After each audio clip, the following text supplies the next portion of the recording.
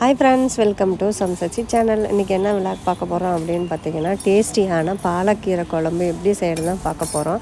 இந்த கீரை வந்து சாப்பாட்டுக்கும் நல்லாயிருக்கும், களி அந்த மாதிரி ராகி மாவு களி செஞ்சாலும் சூப்பராக இருக்கும். நான் எப்படி செய்வேன்னா அந்த மாதிரி நான் செஞ்சுருக்கேன். உங்களுக்கு எப்படி செய்ய தெரியுங்கிறதும் கமெண்ட்ஸில் சொல்லுங்கள். வாங்க வீடியோக்குள்ளே போகலாம். பார்த்தீங்கன்னா நான் ஒரு சட்டி வச்சுட்டேன். நான் ஏன் சட்டியில் செய்கிறேன்னா, நம்ம குக்கர்லேயோ இல்லை டேக்ஸாவிலையோ செய்கிறத விட மண் சட்டியில் செஞ்சிங்கன்னா பயங்கர டேஸ்ட்டாக இருக்கும். இப்போ ஒரு சட்டியில் தண்ணி ஊற்றி நான் காய வச்சுக்கிட்டேன். பார்த்திங்கன்னா தண்ணி நல்லா சூடு ஏறிடுச்சு. பூண்டு, பச்சை மிளகா எல்லாத்தையும் போட்டுக்கிறேன், இதில் சேர்த்துக்கிறேன்.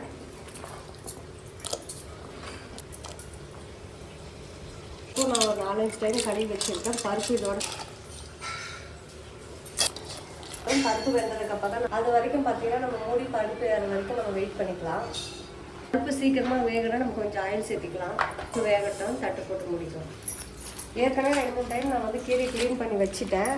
பாருங்கள் எவ்வளோ சுத்தமாக இருக்குது. இந்த கீரை க்ளீன் பண்ணும்போது பார்த்து க்ளீன் பண்ணுங்க, ஏன்னா இது அட்டைப்பூச்சி கூட இருக்கும். நான் வந்து பார்த்து தான் க்ளீன் பண்ணி எடுத்து வச்சுருக்கேன். மணலும் நிறையா இருக்கும்.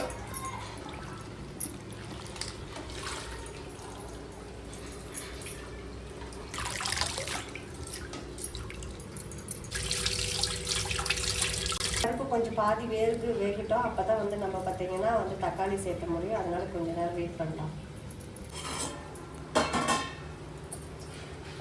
பருப்பு வந்து பார்த்தீங்கன்னா இப்போ நல்லா கொதிச்சுட்ருக்கு. இன்னும் நல்லா வேகணும். இன்னும் ஒரு 10 நிமிஷமாச்சு பருப்பு வெந்தால் மட்டும்தான் வந்து நம்ம கீரையை போட முடியும். இப்போ பார்த்தீங்கன்னா பருப்பு நல்லா வெந்துருச்சு. இந்த நல்லானா ஒரு பாதி அளவுக்கு வெந்திருக்கு பாருங்கள். இந்த ஸ்டேஜ் நம்ம தக்காளி சேர்த்துக்கலாம். தக்காளி வந்து இந்த பச்சை கலராக இருக்கிறத எடுத்துருங்க. இதோடு நம்ம போட்டால் தான் வந்து கல் வரும். அதனால் இந்த தக்காளியில் இருக்கிறத பச்சை கலராக இருக்கிறத எடுத்துட்டு போடுங்க. தக்காளி நன்றாக வேகட்டும். இப்போ பார்த்தீங்கன்னா பருப்பு நல்லாவே வெந்துருச்சு. இந்த ஸ்டேஜில் நம்ம வந்து க்ளீன் பண்ணி வச்சுருக்க கீரையை சேர்த்துக்கலாம்.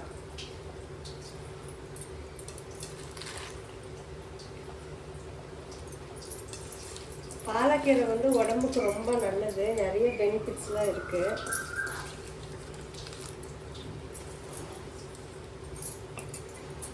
கீரை வந்து இப்படி டிப் பண்ணி வச்சுக்கோங்க. நல்லா வேகட்டும். இந்த ஸ்டேஜில் நம்ம என்ன பண்ணோம்னா ஒரு 1/4 டீஸ்பூன் அளவுக்கு வந்து நம்ம மஞ்சள் சேர்த்துக்கலாம். நன்றாக வேகட்டும்.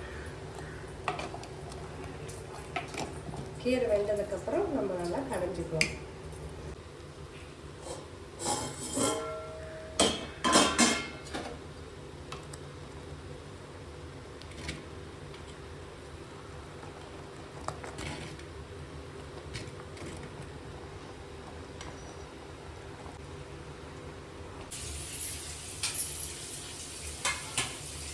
இவ்வளோ போயிட்டு அந்த கீரையை தொலாய் விடணும்னு சொன்ன வேலைக்கு தட்டு ஃபுல்லாக மூடி வச்சுட்டு எல்லாமே பொங்கி வந்துருச்சு. என் பிள்ளைக்கட்டு ஒரு வேலை சொன்னால் அதை நான் மறுபடியும் 10 டைம் நான் திரும்ப செய்ய வேண்டியதாக இருக்குது. என்ன பண்ணுறது? கீரை வெந்துச்சான்னு பார்க்கலாம். கீரை ஒன்றும் வேகவே இல்லை, அப்படியே இருக்குது. இன்னும் ஒரு 10 நிமிஷம் வேகும். பார்த்தீங்கன்னா கீரை நல்லா வதங்கிடுச்சு. இப்போ பார்த்தீங்கன்னா கீரை நல்லா வெந்துச்சு பாருங்கள். பார்த்தீங்கன்னா இப்போ வந்து நம்ம கரைஞ்சி எடுத்துக்கலாம். உப்பு கொஞ்சம் போட்டுக்கலாம். நம்மளுக்கு வந்து எல்லா வேலையும் தெரிஞ்சுட்டேன், இந்த கீரை கடையில் வேலை மட்டும் தெரியறதில்ல. இருந்தாலும் அப்படியே சும்மா அட்ஜஸ்ட் பண்ணி நான் அடைவோம்.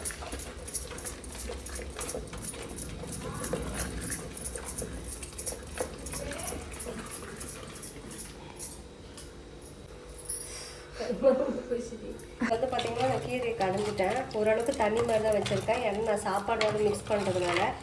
சப்போஸ் யாராச்சும் ராகி களி அந்த மாதிரிலாம் செஞ்சிங்கன்னா கொஞ்சம் கெட்டியாகவே வச்சுக்கோங்க. நான் எண்ணெய் ஊற்றி வடவும் போட்டிருக்கேன். கீரை குழம்புக்கு வடத்தில் தளிச்சா செம்ம சூப்பராக இருக்கும், டேஸ்ட்டாகவும் இருக்கும்.